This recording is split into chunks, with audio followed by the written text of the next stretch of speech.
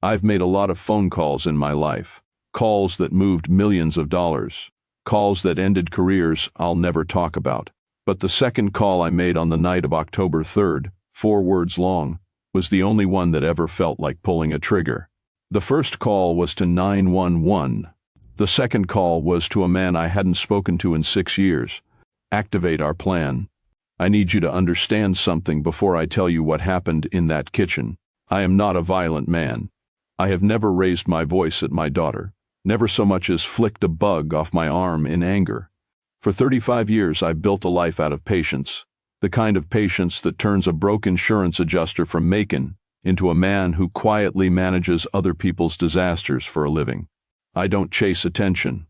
I don't need it. My name is Daniel Marsh. I'm 58 years old, and until 8:47 p.m. on a Thursday in Peachtree Corners, Georgia, I believed I had already lived through the worst nights my family would ever face. I was wrong. Let me back up. Ellen and I bought our house off Holcomb Bridge Road in 1994, back when the lot next door was still a stand of pines instead of a stucco townhome. We raised Claire in that house. We buried Ellen's mother from that house. Every scar in that kitchen floor has a story. The day Claire tried to bake a cake for my 40th and nearly burned the cabinets down. The Christmas Ellen dropped the good gravy boat and cried like she'd lost a friend. That kitchen was ours, every inch of it. Claire married Rhett Calloway 2 years ago, in June, under a tent in Chattahoochee Hills that cost more than my first car. I remember standing at the edge of the reception, watching him work the room, squeezing shoulders, laughing louder than the joke deserved, filling every silence before it had a chance to breathe. Salesman's rhythm, I thought. He's selling something. I just don't know what yet. Ellen liked him. Everyone liked him. That should have told me something. Rhett ran a real estate development company out of a glass office in Alpharetta. Callaway Vista Group, big enough letters on the building that you'd assume it meant something. He talked in a language of verticals and portfolio diversification that made Claire's eyes shine with pride and made the back of my neck itch every single time. Because I know that language. I spent 30 years inside it. And I know exactly how much of it is smoke. I should have said something at the wedding. I should have said something 100 times since. Instead, I told myself it wasn't my place. Instead, I stayed quiet, the way I always stay quiet, and told myself quiet was the same thing as wise. It wasn't. The cracks started small. That's how they always start. 6 months into the marriage, Claire mentioned, casually over Sunday dinner, that Rhett had helped her restructure the mortgage on her condo, the one she'd owned outright since before they met. I asked her what that meant. She said something about consolidating equity into the fund. She didn't know the fund's name. She didn't know who else was invested in it. She just knew Rhett said it was smart, and smiling, she believed him, because that's what you do when you love someone. I asked Ellen that night if she thought I was being paranoid. "You're a risk manager, Daniel," she told me, running her thumb along the rim of her coffee cup the way she does when she's choosing her words carefully. "You look for the crack in every foundation. Sometimes a house is just a house." I wanted to believe her. God, I wanted to believe her. But 3 months after that, Claire's name disappeared off 2 of her own bank accounts. She didn't notice for weeks. Rhett had simplified things, made himself the primary on the household finances, told her it would make tax season easier. She laughed when she told me, like it was a funny quirk of married life. I didn't laugh. That's not simplifying. That's isolating. I've watched men do this to business partners before I let them anywhere near a deal of mine. I know the shape of it. I know the smell of it. I started quietly pulling records. Public filings on Callaway Vista Group. Permit applications. A development off Peachtree Industrial that had been breaking ground for 11 months without a single crane on site. I didn't tell Ellen. I didn't tell Claire. I told myself I was just being careful. A father doing due diligence, nothing more. I was already building a file. I just hadn't admitted it to myself yet. October 3rd started like any other Thursday. Ellen made pot roast. Claire and Rhett were coming for dinner, the first time in a month, because Rhett had been buried at the office. I remember thinking that was strange, a developer buried in work on a project that had no visible progress. I remember thinking a lot of things that night and saying none of them out loud. Rhett arrived 20 minutes late, smelling faintly of bourbon, his tie already loosened like he'd had a rough one before he'd even walked in the door. Claire looked tired in a way that had nothing to do with sleep. She barely met my eyes when she hugged me. Something's wrong. Something's been wrong for weeks, and I let myself not see it. Dinner started fine. Small talk, the Braves' playoff chances, Ellen fussing over whether the rolls were too dry. Then Ellen, gently, so gently, the way she asks anything hard, mentioned the paperwork. "I got a letter from the county," she said, setting down her fork, "about a lien filing on the Peachtree Industrial address. It had your company's name on it, Rhett. I figured it was probably nothing, but..." I watched his face change. Not anger yet. Something faster and colder. Panic wearing anger's mask. "Where did you get that?" he said. Not a question. A demand. "It came to the house," Ellen said, confused now, sensing the temperature drop but not understanding why. "I wasn't prying, I just..." "You went through my business filings?" "Rhett." Claire's voice, small, pleading. She said it just came in the mail. He stood up so fast, his chair scraped hard against the tile. I was already rising, already moving around the table, some animal part of me reading the room faster than my conscious mind could catch up. "Rhett, sit down," I said. Calm. Too calm, maybe. 30 years of talking men off ledges taught me that. He didn't sit down. He turned on Ellen, 61 years old, 5'4", standing in her own kitchen, holding a letter she'd opened with nothing but concern in her heart, and he shoved her. Not a stumble, not an accident. A shove, both hands, hard enough that her feet actually left the floor for a half second before gravity found her. I heard the sound before I understood what made it.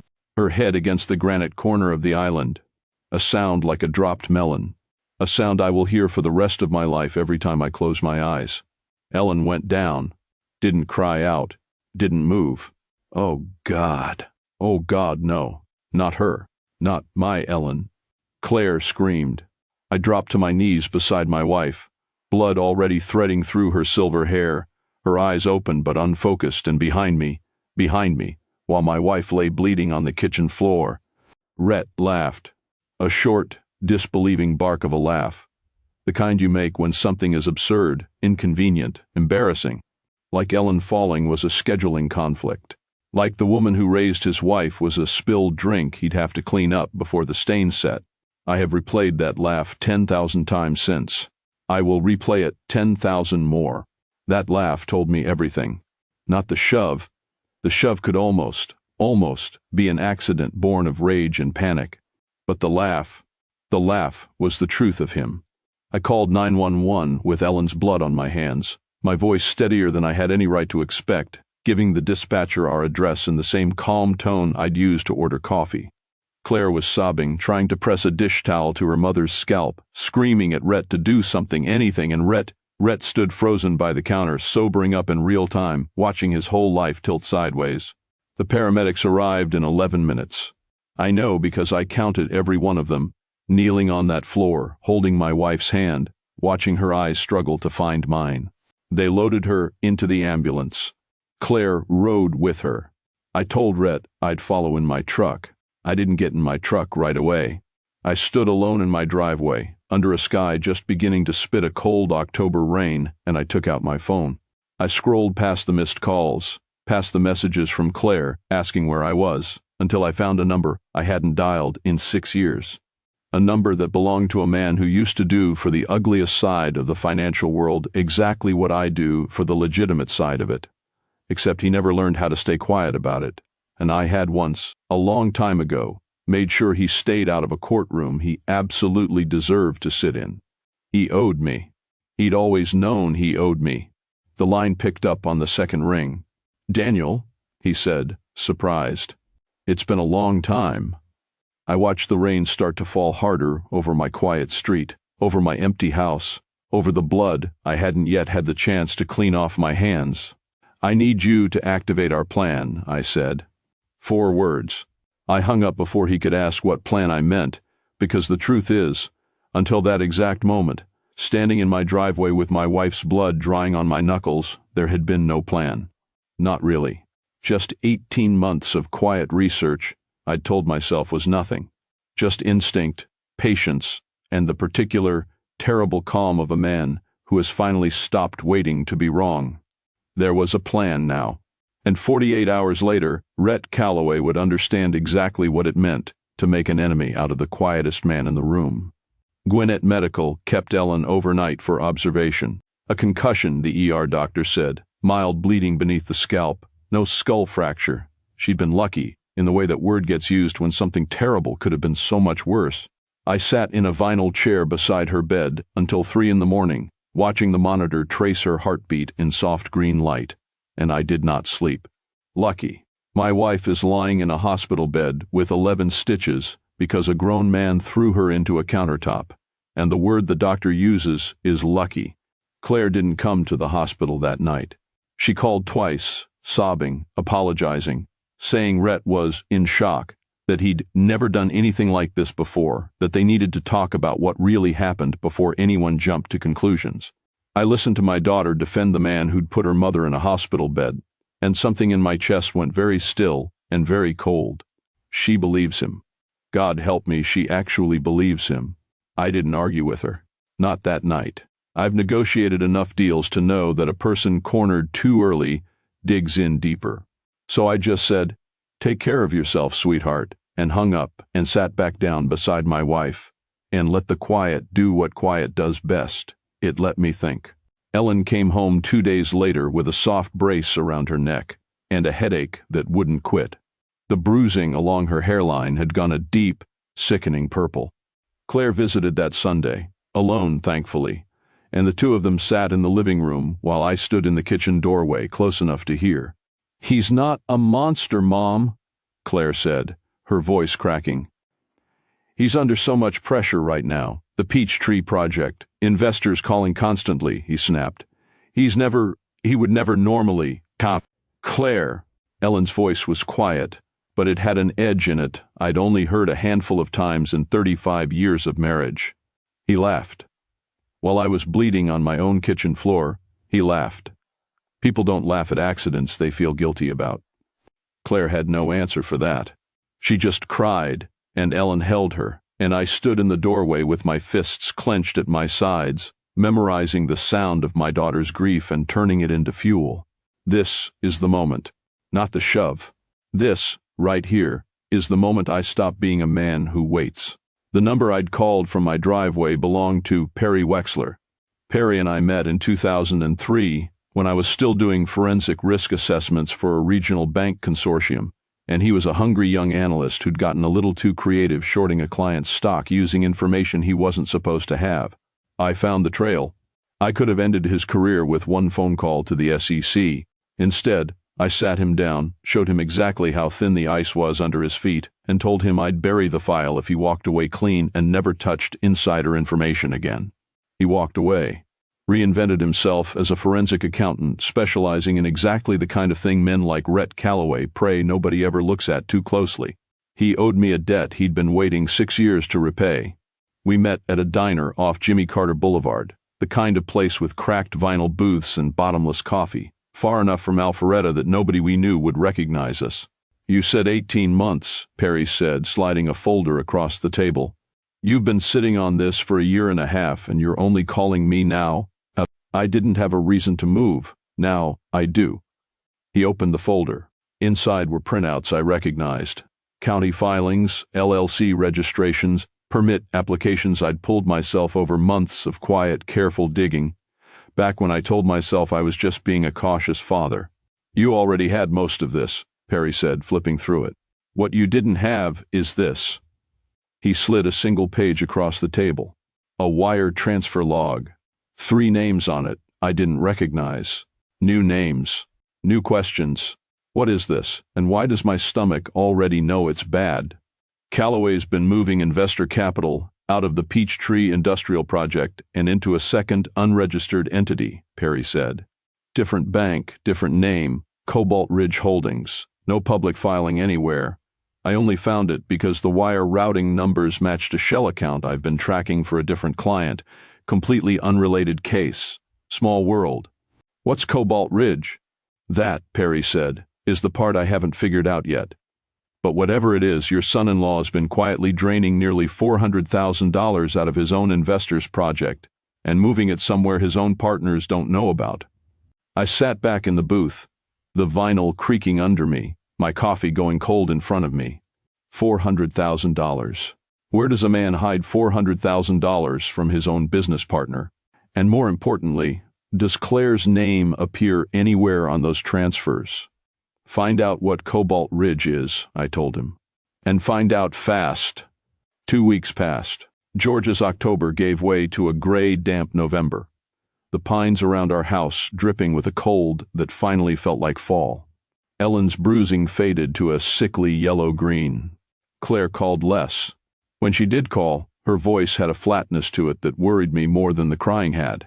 Something's changing in her. I don't know yet if it's breaking her or waking her up. Then on a Tuesday, Ellen came to me in my study holding a shoebox. I'd never seen it before. Neither, apparently, had I been meant to. I need to tell you something, she said, and sat down across from me, setting the box on my desk like it weighed 100 pounds. I should have told you the night it happened. I've been a coward about it. Inside the box were bank statements, photographs of receipts, a small digital voice recorder, handwritten notes in Ellen's careful cursive, dated back nearly 8 months. What is this? What has she been keeping from me? I've known something was wrong with Rhett's finances since March, Ellen said quietly. Claire mentioned something about a second business account she wasn't supposed to know about. She found a statement by accident and got scared and told me, then begged me not to say anything because she didn't want to believe it meant something. I've been quietly gathering everything since. I was going to bring it to you when I had enough to actually mean something. I didn't want you doing anything rash before I was sure. I stared at my wife, 61 years old, a stitched scalp still healing beneath her hair, calmly informing me she'd been running her own covert investigation into our son-in-law for 8 months without telling a soul. She wasn't the victim I thought I needed to protect. She's been 3 steps ahead of me the entire time. Something shifted in my chest. Not just love, though God there was plenty of that, but respect, sharp and sudden, the kind that changes how you see 35 years of marriage in a single instant. Ellen, my voice came out rougher than I intended. You should have told me. I was afraid of what you'd do, she said simply.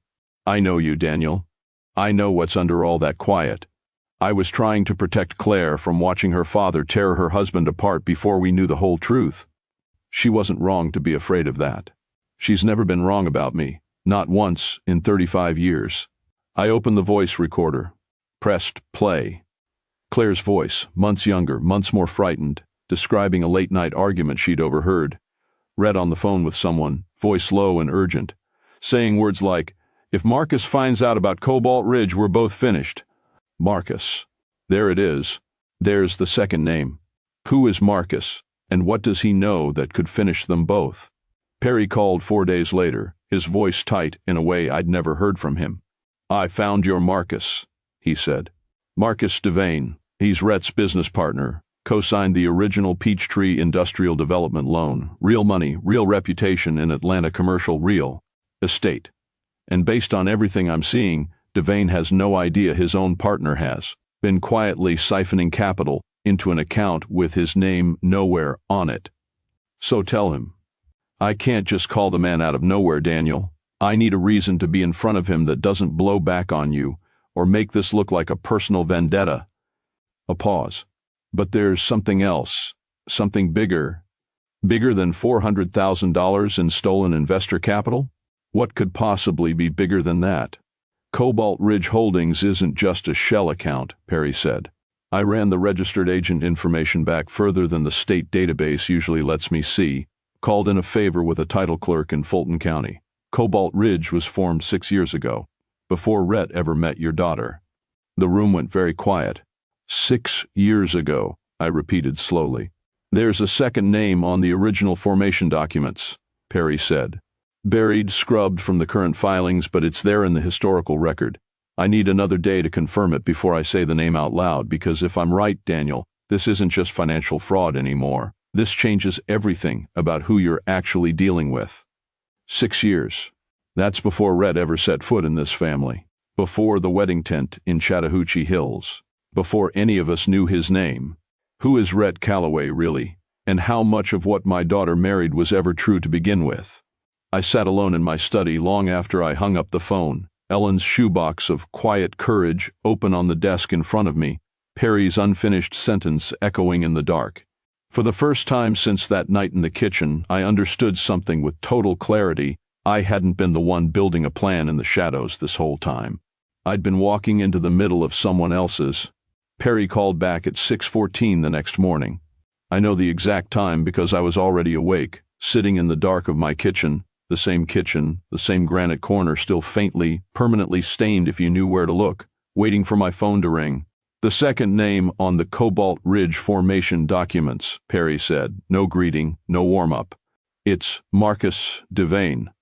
I sat with that for a second, letting it rearrange everything I thought I understood. Devane isn't the unsuspecting business partner. Devane built Cobalt Ridge with Rhett from the beginning. They've been running this together the whole time, I said slowly. Looks that way. Best guess. Devane's the money and the reputation. Rhett's the front-facing charm running the legitimate development side.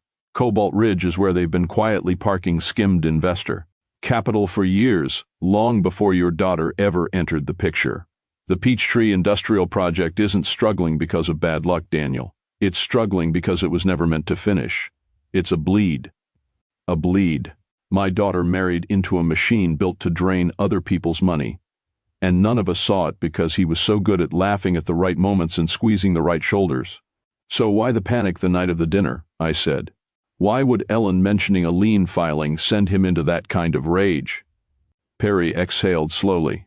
Because if Ellen's letter went to the wrong eyes, an investor, a regulator, even a nosy relative who mentions it to the wrong person at the wrong dinner party, it starts pulling a thread that unravels. 6 years of fraud. He didn't shove your wife because of a piece of mail, Daniel. He shoved her because for 1 second he thought his entire life was about to end, and he made her pay for his fear. That's not an excuse. That's the whole truth of him, laid bare. A man who turns terror into violence, and violence into a joke. I called Claire that afternoon and asked her to come alone.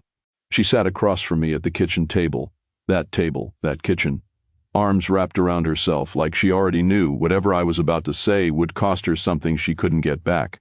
I didn't raise my voice. I didn't need theatrics. I laid out the folder Perry had built, page by page, the way I've laid out due diligence reports for 30 years, plainly, without embellishment, letting the numbers do what numbers do. Claire read every page in silence. I watched her face change twice, first disbelief, then something harder, colder, older than her 29 years. He told me the Peachtree project was struggling because of permitting delays, she said finally, her voice flat. He told me Marcus was the one being difficult about the budget. He lied to you the same way he lies to everyone, I said gently. Claire, I need you to understand something. None of this is your fault. You didn't marry a man who became this. You married a man who already was this, and he was good enough at it that even I, doing this for a living, almost didn't see it in time. Almost. That word is going to sit in my chest for the rest of my life. She didn't cry the way I expected. She went very still instead, staring at the wire transfer log, at Cobalt Ridge Holdings, at her own name nowhere on any of it, the one small mercy in the entire ugly document. What happens now? She said. Now, I said, you have a choice to make, and whatever you choose, your mother and I will stand behind you. But I paused, choosing the words as carefully as I've ever chosen anything. I think you already know what you're going to do. Marcus Devane agreed to meet Perry 2 days later, believing it was a routine compliance review requested by one of his own investors. Perry showed him 3 pages. Just 3. The Cobalt Ridge formation document with his own signature on it, a document he'd apparently convinced himself no one would ever surface again. A wire log showing capital leaving the Peachtree Industrial account faster than it should have. And a note, handwritten, unsigned, suggesting a formal SEC referral was already being prepared. It wasn't a bluff. It also wasn't quite the truth yet. It was a door left open, and Perry had spent 30 years learning exactly how men like Devane walk through open doors when they're frightened enough. Devane didn't wait to find out what was coming. Men who've spent their careers protecting a reputation rarely do. Within 48 hours, his attorneys had contacted the district attorney's economic crimes division directly, not to confess to his own role but to offer full cooperation in exchange for leniency, laying every detail of Cobalt Ridge Holdings at Rhett's feet in the process. He's not protecting Rhett.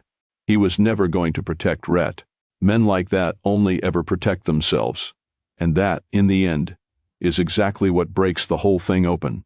The investigation moved faster than I expected. Public records don't stay quiet in a business community as tightly wound as Atlantis. Within a week, Callaway Vista Group's remaining investors, the ones who hadn't already grown suspicious, began pulling out en masse.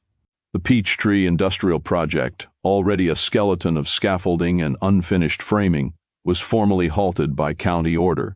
Rhett's name appeared in an Atlanta Business Chronicle article with the word fraud in the headline, not as an accusation but as a fact already confirmed by 2 cooperating parties. I never made a single anonymous call to a journalist. I never needed to.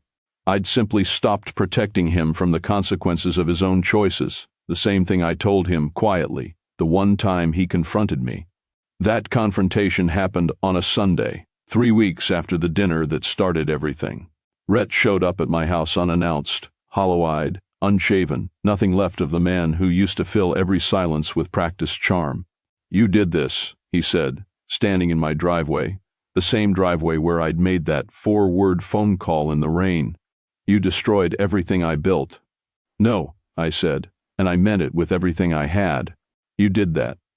I just stopped protecting you from the truth of it." I never fabricated a single document, Rhett. Every page in that folder has your signature on it or your money moving through it. Every consequence you're facing right now traces back to a choice you made, long before you ever laid a hand on my wife. His face crumpled, just for a second, into something almost human. "I never meant for it to go this far. Any of it." "You laughed," I said quietly. "While she was bleeding on our kitchen floor, you laughed, Rhett. I've replayed that sound every night since. That's not a man who's sorry for what happened. That's a man who was only ever sorry he got caught." He didn't have an answer for that. He got back in his car and drove away, and I never saw him again outside a courtroom. The plea agreement came 4 months later. Rhett accepted a felony fraud charge, restitution to defrauded investors, and separately a misdemeanor assault charge tied to the incident with Ellen, which carried probation and a mandatory anger management program. Devane's cooperation kept him out of prison but ended his career in Atlanta real estate entirely. Nobody in that industry forgets a name attached to a scandal that size. Claire filed for divorce the same week the fraud charges became public.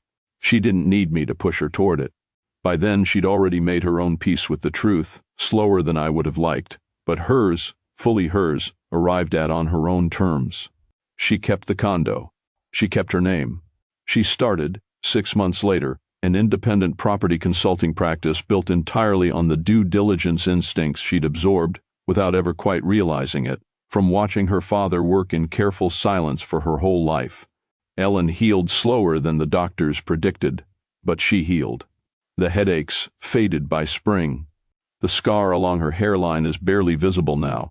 Hidden beneath gray, she stopped dying, a decision she made sometime that winter and never explained, and I never asked her to. We still eat dinner in that kitchen most Sundays. The stain in the granite corner never fully came out, no matter what Ellen tried. Some nights I catch her looking at it. Some nights I catch myself doing the same thing. I think about the 4 words I said in the rain more than I think about almost anything else from that year. Activate our plan. I've turned that phrase over so many times, I've lost count. I never fabricated a lie, never broke a law, never touched him with anything but the truth I'd been quietly gathering long before I understood why I was gathering it.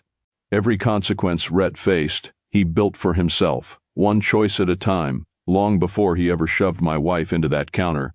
But I also know this. I could have said something at the wedding. I could have said something the first time Claire mentioned a restructured mortgage, or the first time her name disappeared from an account she'd owned her whole adult life. I chose silence for 2 years, and it took my wife's blood on our kitchen floor to finally make me choose something else. Would things have gone differently if I'd spoken up the moment I first felt that itch at the back of my neck? Or does a man like Rhett only ever reveal himself when he's finally cornered enough to laugh at someone else's pain? That's the question I still sit with, some nights, in that kitchen, at that table, beside the stain that never came out. What would you have done in my place? Spoken up the first time your instincts whispered something was wrong, or waited, the way I did, until the truth left you no choice at all?